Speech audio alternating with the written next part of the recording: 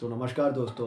इस वीडियो में मैं आपको बताने वाला हूँ कि लाइफ में सक्सेसफुल कैसे हो सकते हो आप। इसके 3 तरीके हैं। सबसे पहला तरीका, कॉलेज जाओ, डिग्री उठाओ, जॉब पकड़ो और उसी जॉब में स्टेबल इनकम कमाते रहो।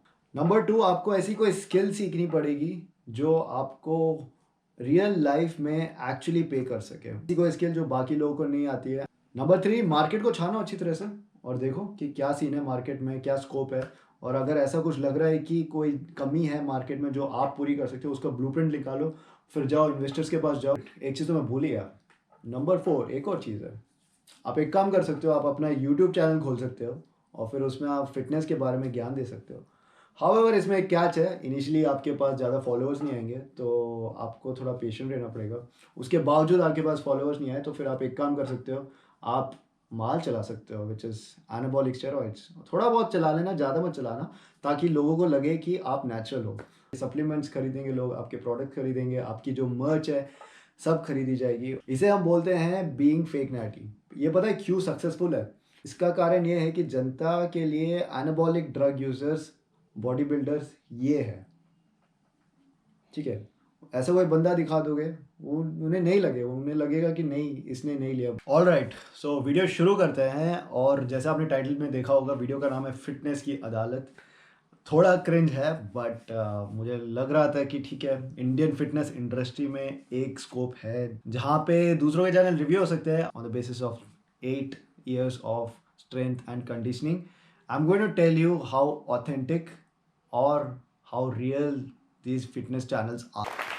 इससे पहले कि आपकी अदालत में मुकाबला शुरू हो, इल्जामात और सवालात का सिलसिला शुरू हो, आज के जज शील मधुर की इजाजत चाहेंगे आज की कार्रवाई शुरू करने के लिए। कार्रवाई शुरू करने की इजाजत है। And good morning from the Himalayas. Jeet Salal is the kind of person who has really inspired me a lot. और ऊपर से उसकी फिजिक ऐसी है जो मुझे लगता है कि naturally it's attainable and I can relate to this guy because उसकी और मेरी एज ऑलमोस्ट सिमिलर है। अगर आप अपने आप को पुश करते रहोगे for a span of 8 to 9 years, you can definitely achieve that physique.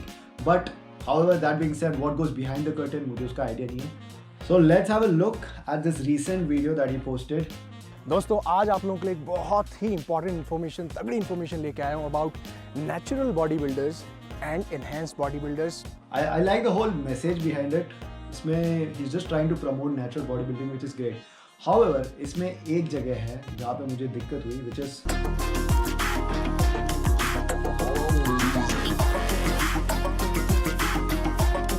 basically the projected image of natural bodybuilding. There's this fitness athlete by the name of Okunula.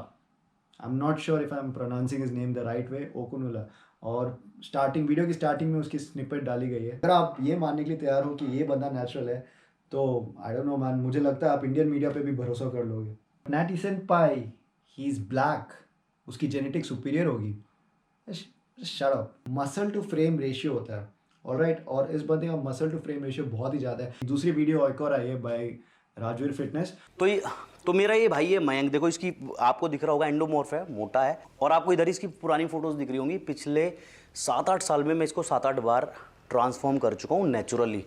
और इसमें there is an open challenge. तो basically इनका एक दोस्त है, तो उसे अगर आप 6 महीने में ट्रांसफॉर्म कर दोगे and if you get him super shredded, you will probably win around 12 lakhs और समथिंग। कुछ दिनों पहले जीत सलाल ने एक और ट्रांसफॉर्मेशन पर हाईलाइट किया था, which is of Zeeshan, which is amazing. Actually in my opinion it's a great transformation.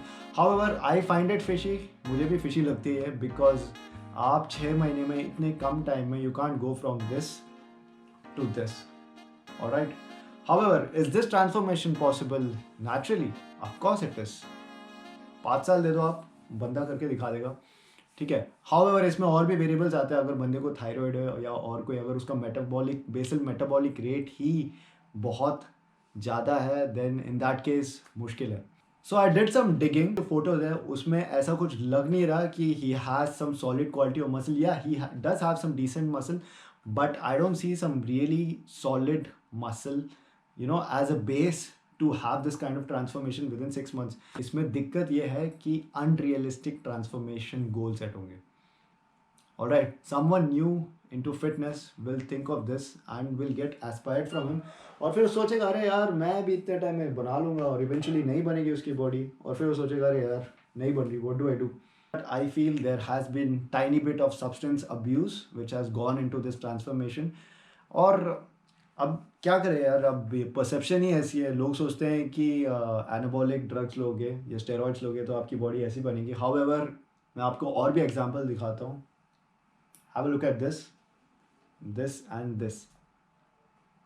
These athletes have actually confirmed and they have admitted using performance enhancing drugs. Alright, so let's come back to Rajveer. तो भाई ने एक चीज़ बताई है जिससे मैं पूरी तरीके से सहमत नहीं हूँ, विच इज़ शेडिंग करने से बॉडी खोखली हो जाती है. इसमें मैं बस एक चीज़ डालना चाहूँगा. मेरे हिसाब से शेडिंग दो तरीके की होती है. एक होता है जो बंदा पूरे साल शेडेड रहता है, और दूसरा होता है एक महीने दबा के कट करता है and he get super shaded. ठीक है. जो सेकेंड केस है ऑब्वियसली उसमें दिक्कत होगी, बिकॉज जब आप शेड कर रहे हो you are depleting your body of proper nutrition, proper fats, and in that process आपकी बॉडी इवेंचुअली शट डाउन हो जाएगी. बट जो पहला वाला केस है उसमें आप अपने बॉडी में से कोई न्यूट्रिशन निकाल नहीं रहे हो, इंस्टेड आप अपनी बॉडी को ऐसे कंडीशन कर रहे हो कि वो पूरी साल 12 से 14% के आसपास रहे. मैं एक सिंपल सा एग्जांपल देता हूँ. जैसे एक MMA का एथलीट है, उसका वेट है अराउंड 75 किलोज, बट उसे compete करना है एट 70 किलोज. उसकी जो ट्रेनिंग कैंप होगी वो ऐसी होगी, उसका लास्ट एक हफ्ता है ना, उसमें उसे पूरा डिहाइड्रेट किया जाएगा.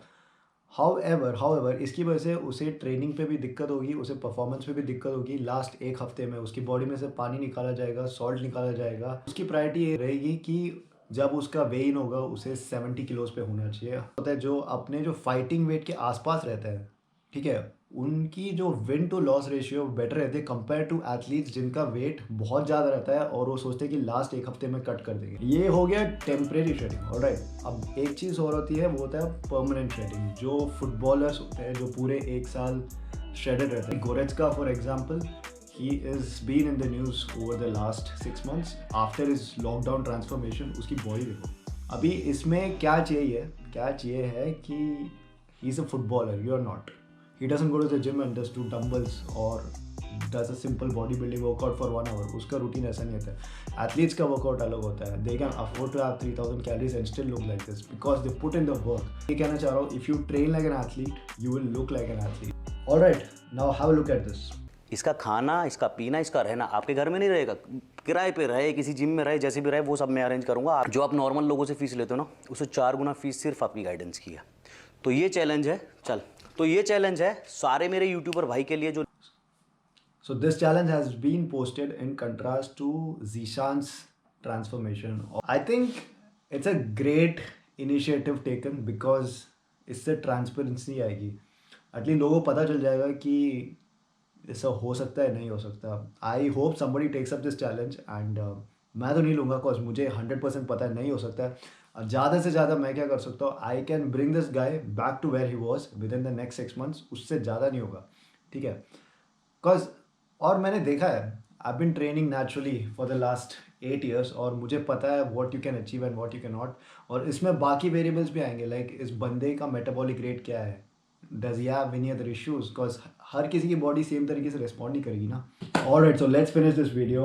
और मेरी वीडियो का मकसद ये था कि give you both side of the story and give you a completely unbiased perception of what I feel. But to be honest, in a way I'm happy this whole trend happened because eventually लोगों को पता चल जाएगा what natural bodybuilding expectations are, और expectations will be more realistic, और eventually सारे जो fake natty YouTubers हैं धीरे धीरे निकल जाएंगे और लास्ट में सिर्फ एक लास्ट natty यूट्यूबर रहेगा, your natty senpai.